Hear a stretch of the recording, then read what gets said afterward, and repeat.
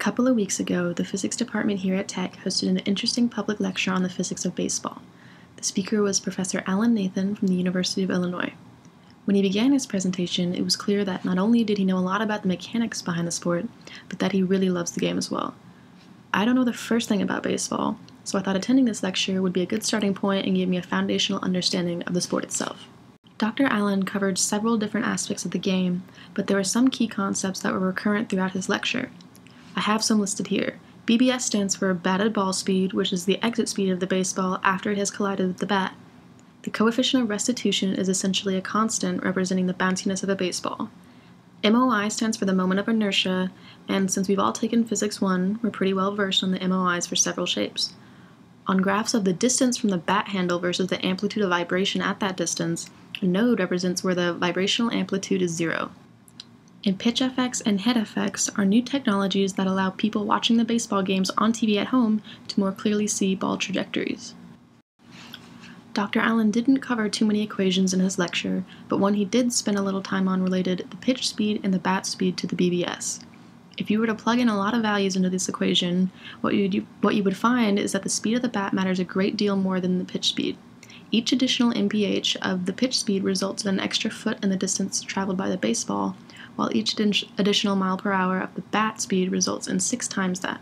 Here, Q just represents the efficiency of the collision between the baseball and the bat, and typical values are seen around 0.2, showing that the collision is in fact inefficient.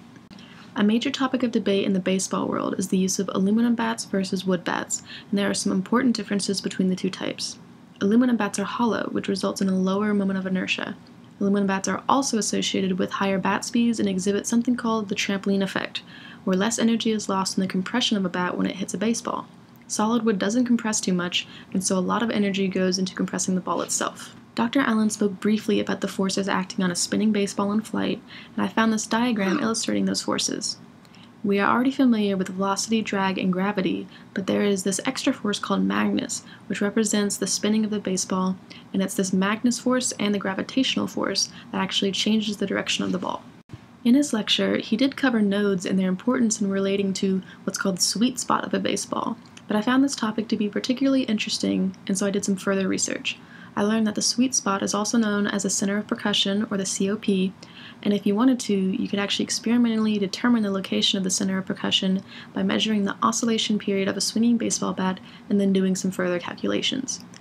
There are 3 bending modes, fundamental, second, and third, each occurring at progressively higher frequencies and varying in the number of nodes. For example, the sweet spot is usually seen as the node of the first bending mode. Wood bats only vibrate in these 3 modes, but aluminum bats are able to vibrate in other ways, referred to as the first, second, and third hoop modes. In these 3, you see oscillation in the barrel of the bats instead of just flexing. Dr. Daniel Russell from Kettering University has done a lot of research on the vibrational bending of baseball bats, and this graph shows how the vibrational amplitudes of aluminum and 2 types of wood bats differ. Here, you can see that the sweet spot zone, shown by the 3 horizontal arrows, is larger for the aluminum bat than it is for the 2 wooden bats.